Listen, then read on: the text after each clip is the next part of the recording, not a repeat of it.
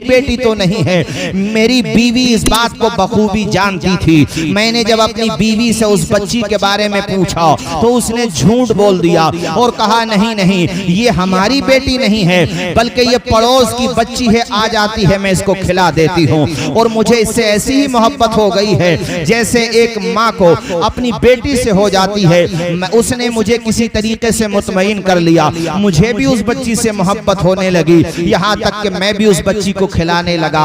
मगर मैं ये नहीं चाहता था वो मेरी बेटी निकले, मेरी बेटी हो।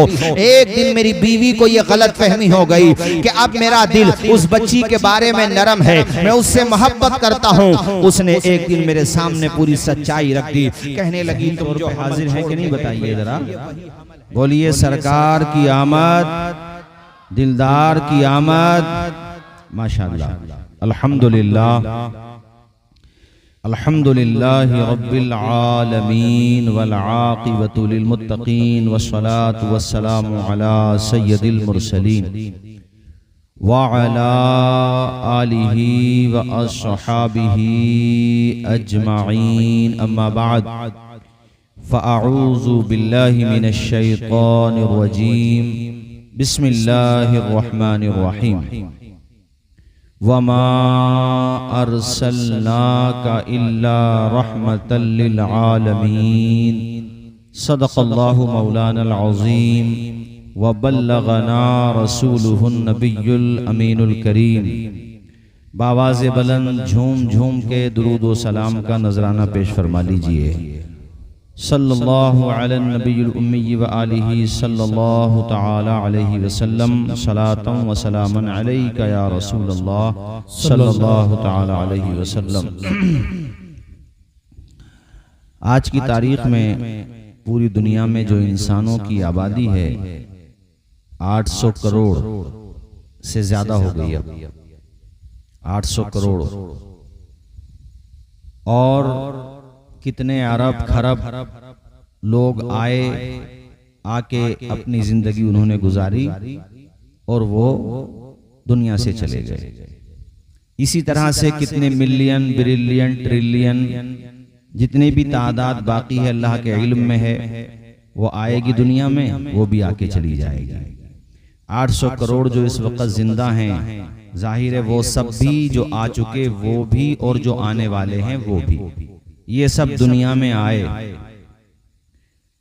लेकिन मैं खुदा की कसम लेके ये बात कहता हूं कि इन अरबों खरबों हमारे और आपके शुमार से बाहर बेशुमार अफराद का दुनिया में आना, दुनिया से जाना, दुनिया में रहना, इन सब को आप मिला लीजिए, कोई भी इस शान और इस अहमियत और इस वक़ार के साथ दुनिया में न आया, न दुनिया में वो रहा, न दुनिया से इस शान के साथ गया जो शान अल्लाह ताला ने अपने प्यारे महबूब को अता फरमाई।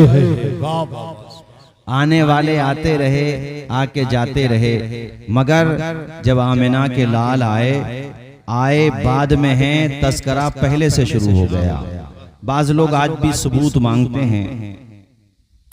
अब सबूत वो क्यों मांगते हैं ये तो वो जाने, वरना कुरान मजीद में अल्लाह ताला के इरशादात, उसके फरामीन मौजूद हैं। हम और आप पढ़ते हैं, पढ़ाते हैं, पढ़ते वो भी हैं, अल्लाह करे समझ जाएं। नबियों से उसने अहद लिया है, अंबियाए किराम से, कि जब मेरा महबूब तुम्हारे दरमियान आए तो अच्छा, फिर इन अंबियाए किराम ने उस पे अमल भी किया है।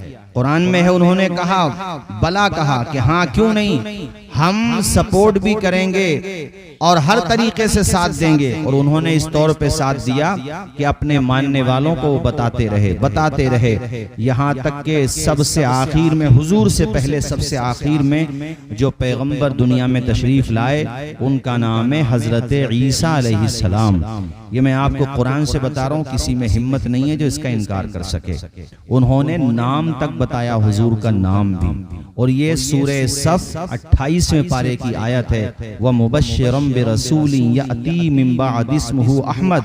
आपने खुशखबरी देते हुए कहा कि मैं तुम्हें खुशखबरी दे रहा हूँ, मेरे बाद जो नबी आएंगे उनका नाम है अहमद। नाम भी बता रहे, यानी हुजूर अभी आए नहीं, लेकिन हुजूर के आने की बशारत दे रहे हैं, खुशखबरी दे रहे हैं, नाम भी बता रहे हैं। अब सीधा सा मामला क्लियर हो गया कि जो पहले आया उसने हुजूर के आने का जिक्र हुजूर से पहले किया। हम चूंकि हुजूर के बाद में आए हैं इसलिए उनके आने का जिक्र बाद में कर रहे हैं। जो ये कहते हैं कि ये काम नया है, अगर नया ये काम तुम्हें लगता है तो मुझे फिर जवाब दो, कुरान की इन आयात का मतलब क्या है? हजरत ईसा का जो खुशखबरी देना कुरान से साबित है, इसका क्या मतलब है? यहाँ एक दिलचस्प बात मैं आपको बताऊं, बाइबल ये इसमें इंजील में रद्दो बदल हुआ, तहरीफ हुई, मगर उनकी खुशखबरी का ये हिस्सा आज भी मौजूद है। उसमें लिखा विल बी नेम फॉर फारकलीत, मेरे बाद जो आएंगे उनका नाम फारकलीत होगा। फारकलीत का आप तर्जुमा जब डिक्शनरी में देखेंगे तो जो माना अहमद का है वही माना फारकलीत का है, यानी इस हिस्से को ईसाई लोग भी नहीं बदल सके। दिलचस्प बात देखिए, तो हुजूर के आने की खुशी सबने मनाई। अभी बिरादर मोहतरम हजरत मुफ्ती मुजफ्फर साहब हजरत सलमान फारसी का वाकया जिक्र कर रहे थे। मुद्दतों उन्होंने इंतजार किया, सफर की सऊबतें बर्दाश्त की, कभी इनके दर कभी उनके दर, कभी दर बदर, कभी अर्श पर कभी फर्श पर, गमे आशिकी तेरा शुक्रिया मैं कहां कहां से गुजर गया। कितनी मेहनत की, किसके लिए? तलबे हक के लिए, हुजूर के चेहरे की ज़ियारत के लिए। और फिर फाइनली वो दिन भी आया कि जब हुजूर के चेहरे की उन्हें ज़ियारत नसीब होती है। यानी हुजूर के हवाले से आप जब मोहब्बतों की दास्तानें पढ़ेंगे, किताबों में यहाँ तक मिलता है कि जो हुजूर के बारे में पहले से किताबों में पढ़े हुए थे ना कि आखिरी नबी आने वाले हैं, और कभी वो गुजर गए मक्का शरीफ से और उनको पता चला यहीं पे आएंगे, उन्होंने फिर मक्का नहीं छोड़ा, वहीं पे रुक गए, वहीं पे मकानात बना लिए कि कभी तो हुजूर का गुजर होगा। हम नहीं भी रहे तो हमारी कब्रों से तो हुजूर का गुजर होगा ना। यानी हुजूर से किस कदर मोहब्बत, ये तो हम और आप खुश नसीब हैं कि कुछ भी नहीं किया, मगर फिर भी अल्लाह के करम से उसने हम पे अपना करम फरमाया। रब ने हमें हुजूर की उम्मत में फरमा दिया। कितनी मेहनतें उन्होंने की, कितनी मशक्कतें, मगर बात क्या होती है ना, जैसे बाप दादा की दौलत पर औलाद को हक तो होता है मगर उसकी अहमियत का पता नहीं होता।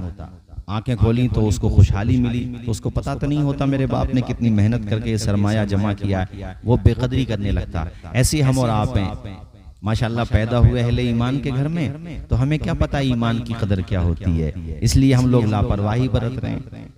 हवा जलसों की बात आ जाए, दीन की बात आ जाए तो चंद ही लोग आपको नजर आएंगे मेहनत करते हुए, बाकी लोग तो ये सोचेंगे यार इन्हीं का काम है, हम क्या करेंगे। हमें ये देखना चाहिए कि ये जलसा किसी दुनियादार के लिए नहीं सजाया जा रहा है, मदीने के ताजदार की मोहब्बत में सजाया जा रहा है। तो हमें साथ भी देना चाहिए, सपोर्ट भी करना चाहिए। तो भाइयों, मैंने बात यहाँ से शुरू की कि इस शान के साथ दुनिया में कोई नहीं आया जिस शान के साथ हमारे नबी तशरीफ लाए। अभी दुनिया में नहीं आए, बशारतें दी जाने लगी हुजूर के बारे में। ये तो मैंने हजरत ईसा के बारे में बताया।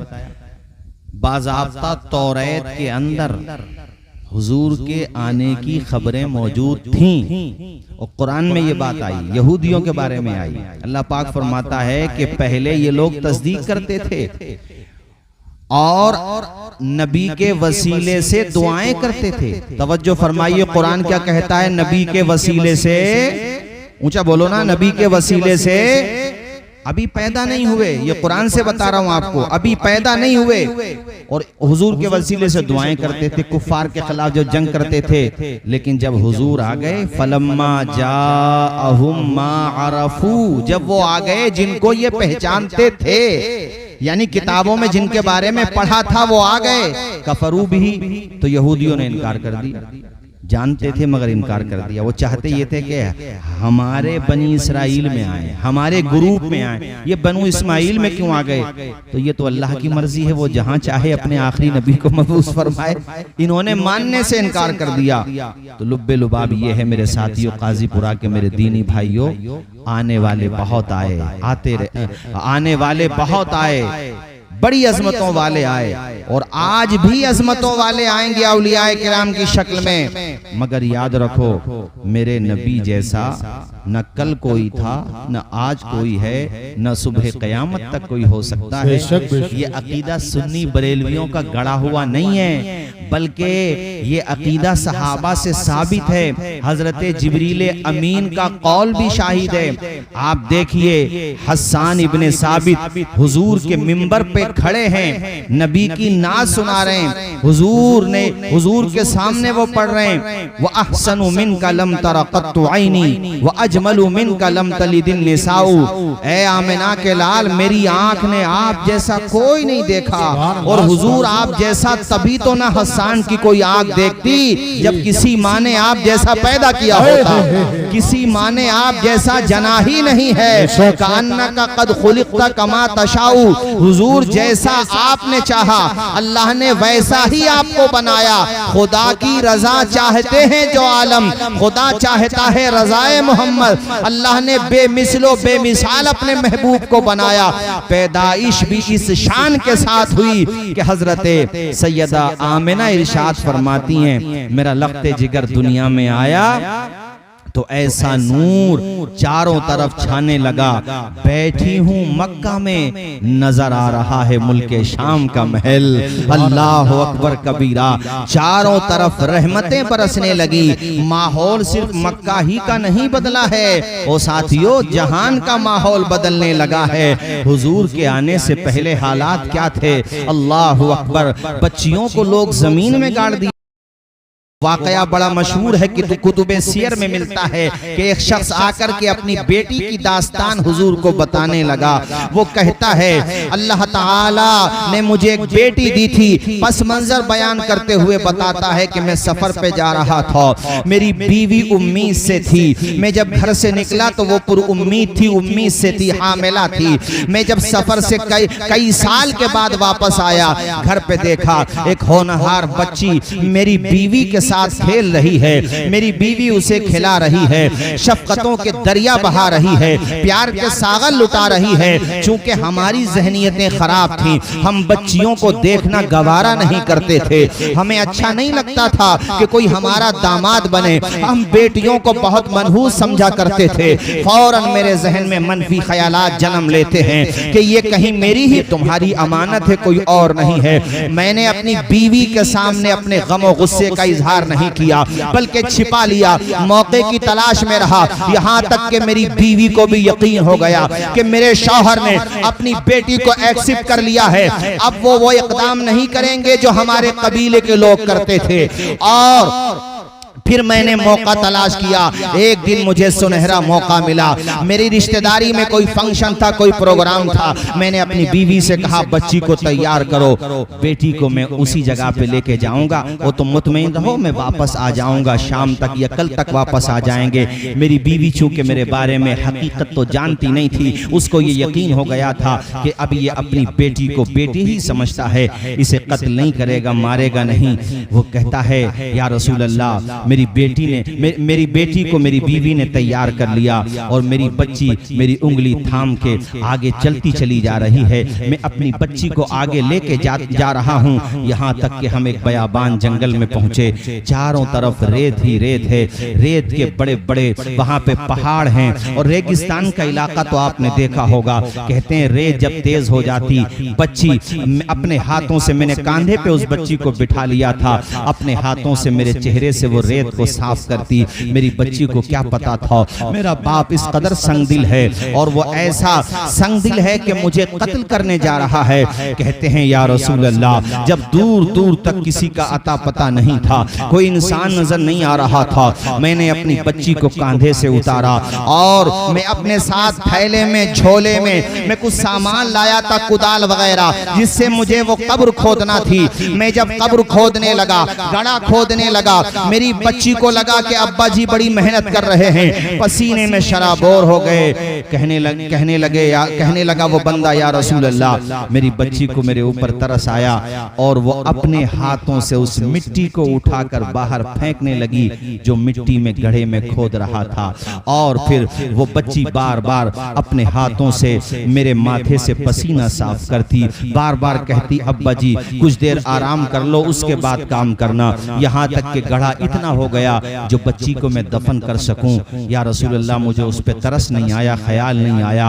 वो खुद वाकया बयान करते हुए कहता है कि हुजूर पाक की आंखें नम हो गईं, अल्लाह के पैगंबर आप दीदा हो गए, रोते जा रहे हैं। वो अपनी बात सुनाता जा रहा है, यहाँ तक कि वो सिलसिले कलाम जारी रखते हुए कहता है, या रसूल अल्लाह, जब गड्ढा इतना हो गया कि बच्ची को दफन किया जा सके तो मैंने अपनी बच्ची को पकड़ा और जोर से मैंने उस गड्ढे में उस बच्ची को पटक दिया।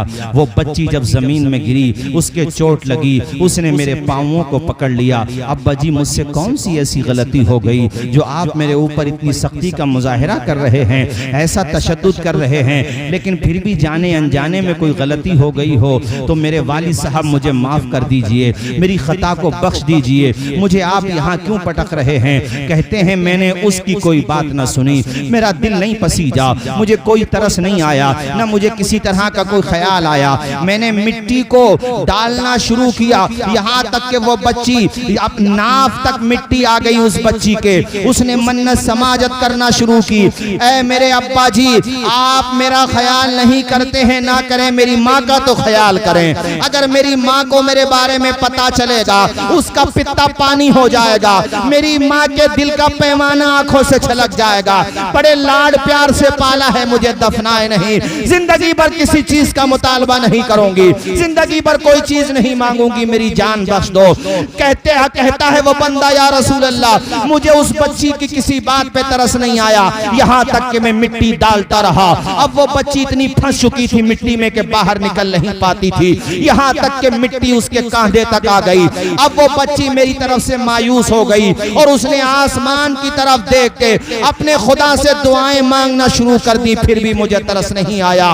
काजीपुरा के लोगों, ऐसा भयानक दौर था, गोया कि वो बच्ची खुदा की बारगाह में अरीजा कर रही थी, दुआएं कर रही थी, या अल्लाह भेज दे अपने आखिरी नबी को, भेज दे पैगंबर आखिरुज़्ज़मा को, या अल्लाह उसे भेज दे जो आकर के हम बच्चियों को इज्जत दिलाएगा, मजलूमों को सीने से लगाएगा, औरतों को इज्जत दिलाएगा। यकीनन उस बच्ची की दुआ बाबे इजाबत से टकराई होगी। रब ने फरमाया होगा, ए बच्चियों फिक्र ना करो, आने वाला है आमिना का लाल जो तुम्हें इज्जत भी देगा, वकार भी देगा, मकाम भी देगा।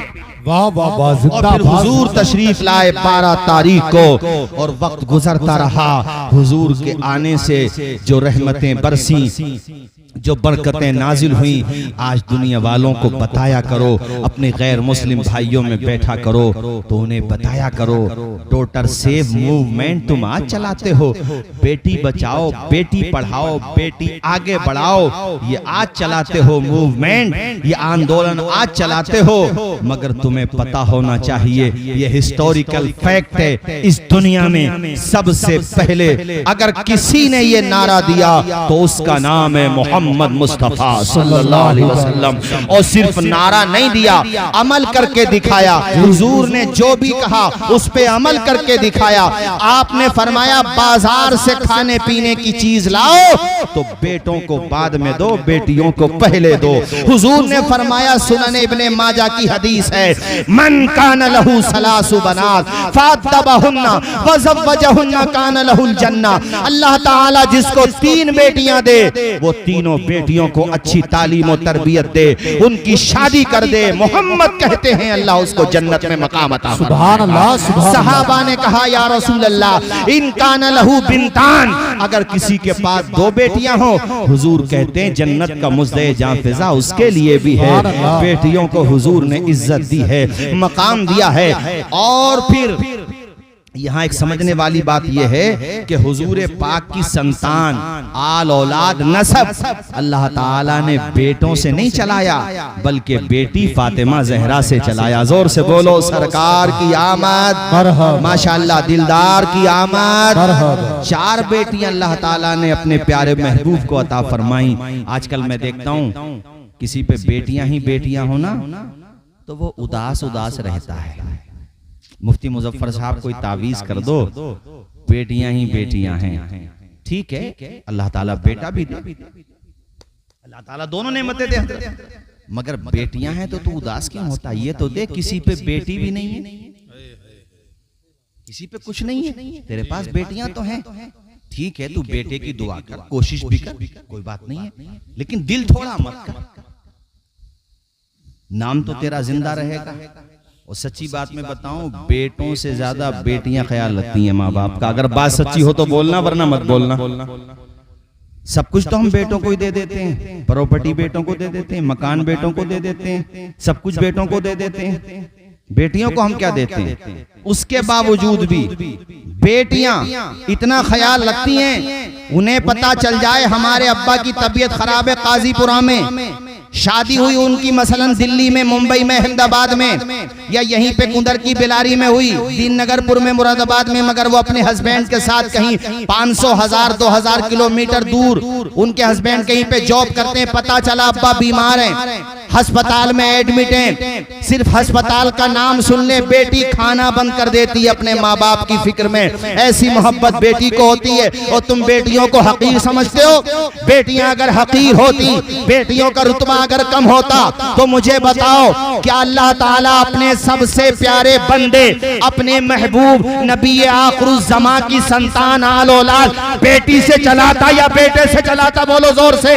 मगर अल्लाह ताला ने अपने महबूब की संतान आल औलाद बेटी फातिमा जहरा से चलाकर ये बता दिया कि चमकता रहता है दिल का जहान बेटी से, दमकता रहता है गुलिस्तान बेटी से। जरूरी तो नहीं बेटों से नाम रोशन हो, मेरे नबी का चला खानदान। नारे तकबीर, नारे रिसालत, नारे गौसियत, मसलके आला हजरत, जश्न ईद मिलादुन नबी। सुभान अल्लाह। हुजूर सबके लिए रहमत है। बोलो जरा जोर से बोलो, जोर से बोलो। हुजूर सबके लिए, यानी सिर्फ मर्दों के लिए ही रहमत नहीं है, बल्कि औरतों के लिए भी। आवाज आए ऊंची, जरा जोर से बोलो। औरतों के लिए भी, बच्चियों के लिए, बहनों के लिए, माओं के लिए। एक दौर तो वो था बेटियों को जमीन में गाड़ते थे। हुजूर ने कितना बड़ा परिवर्तन दुनिया को दिया, कैसा इनकलाब पैदा किया। अब अगर किसी की औरत बेवा हो जाती तो पहले बेवाओं को कोई मुंह लगाने तैयार नहीं होता था, अब रिश्तों की लाइन लग जाती।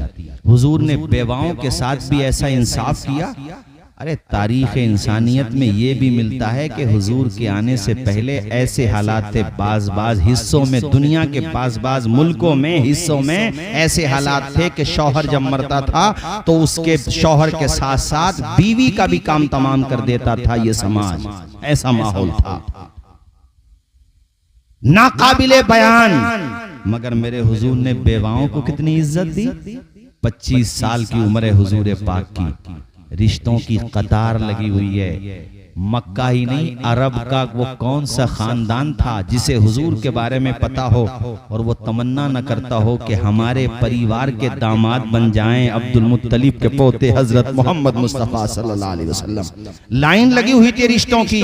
25 साल की उम्र है, लेकिन मुझे बताओ काजीपुरा के लोगों, अरे ये बातें गैर मुस्लिम समाज को बताओ, उन्हें समझाओ कि जो मीडिया में निगेटिविटी फैलाई जा रही है इस्लाम के बारे में, हमारे प्यारे नबी के बारे में, वो सच नहीं है। सच ये है जो हम आपको बता रहे हैं कि हुजूर ने उस जमाने में, जबकि रिश्तों की लाइन है, जहां चाहते, जिस परिवार में चाहते, जिस खानदान से चाहते आपका रिश्ता होता, शादी होती, मगर आपने शादी की तो 2 मर्तबा की बेवा हजरते खतीजतुल कुबरा से आपने शादी की और दुनिया को बताया औरत कुंवारी हो या बेवा मनहूस नहीं होती। और यहाँ ये भी बताऊं, जब तक हजरत आयशा हजरत खतीजतुल कुबरा बकायदे हयात रहीं, आपने दूसरा निकाह नहीं फरमाया। इतनी मोहब्बत फरमाते थे हुजूर पाक हजरत खतीजतुल कुबरा से।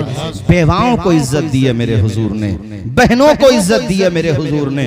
माओ के कदमों के नीचे फरमाया जन्नत है, माओ को इज्जत दी है मेरे हुजूर ने। तो हुजूर का मिलाद इसीलिए तो सबको मनाना चाहिए कि हुजूर किसी एक तबके के लिए रहमत नहीं है, हुजूर तो सबके लिए रहमत हैं। मैं पार्लियामेंट के एक स्पीच सुन रहा था संजय सिंह जी की। उन्होंने पार्लियामेंट में ये बात कही कि कुरान में प्रॉफिट के बारे में वमा अरसलनाका इल्ला रहमतल लिल मुस्लिमीन नहीं आया है, लिल आलमीन आया है। यानी वो सिर्फ मुसलमानों के लिए रहमत नहीं है, बल्कि वो तमाम आलमों के लिए रहमत है। सुभान अल्लाह। नारे तकबीर, नारे रिसालत, उलमाए अहले सुन्नत, औलादे रसूल, हुजूर सैयद नासिर मियां साहिब किबला, पीरे तरीकत हो सैयद नासिर मियां साहिब किबला, हो सैयद वसीम मियां साहिब किबला। नारे तकबीर के आला हजरत फैजाने मुअज़्ज़मी दूल्हा फैजाने जिनहिटा शरीफ, सादाते जिनहिटा शरीफ। नारे तकबीर, नारे रिसालत, माकारी महफूजुर रहमान साहिब।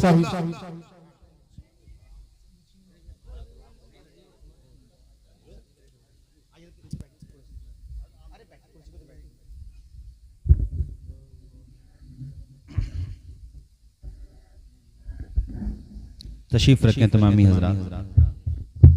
माशाअल्लाह पीरे तरीक़त हजरत इज्जत मआब आली जनाब सैयद नासिर मियां साहिब क़िबला अतालल्लाहु उम्रह वज़ीद मजदू हजरत के चेहरे की ज़ियारत करते रहें और महजूज होते।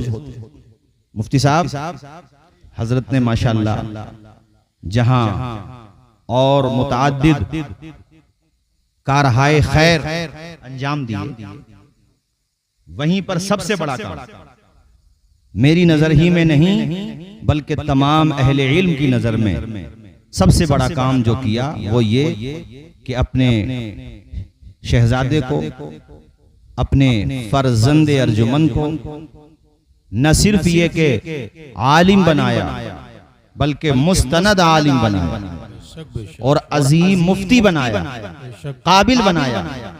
ये मुस्तनद का लफ्ज मैंने इसलिए भी बोला कि बाज लोग डिप्लोमा लेके घूम रहे हैं, उर्दू से डिप्लोमे वाले। लेकिन हजरत ने माशाअल्लाह बेहतरीन आलिम बनाया। और बरेली शरीफ की मरकजी दरसगाह जो आला हजरत इमाम अहले सुन्नत अशाह इमाम अहमद रजा खान अलैहि रहमत व रिजवान ने कायम किया जिस दरसगाह को मंजर इस्लाम। और माशाअल्लाह वहां से आए तो सीने में इल्मे दीन की दौलत सजा के लाए और फैजान आला हजरत भी सजा करके लाए। माशाअल्लाह, गौर से बोलो सुभान अल्लाह, सुभान अल्लाह। तो इस बात की मुझे जो लोग जानते हैं वो सब इस बात को समझते हैं कि मैं किसी की झूठी तारीफ नहीं करता हूँ। जो सच होता है वो बोलता हूँ, वरना खामोश हो जाता हूँ। जो सच है वो मैंने बयान किया। क्यों मुफ्ती साहब? और माशाअल्लाह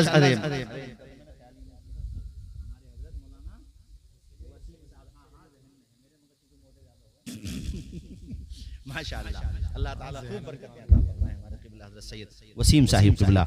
खैर बुलंद आवाज से बोलिए सरकार की आमद, मरहबा, दिलदार की आमद, मरहबा, मक्की की आमद, मरहबा। मैं भी कह रहा था मजहर भाई से, मैंने कहा आप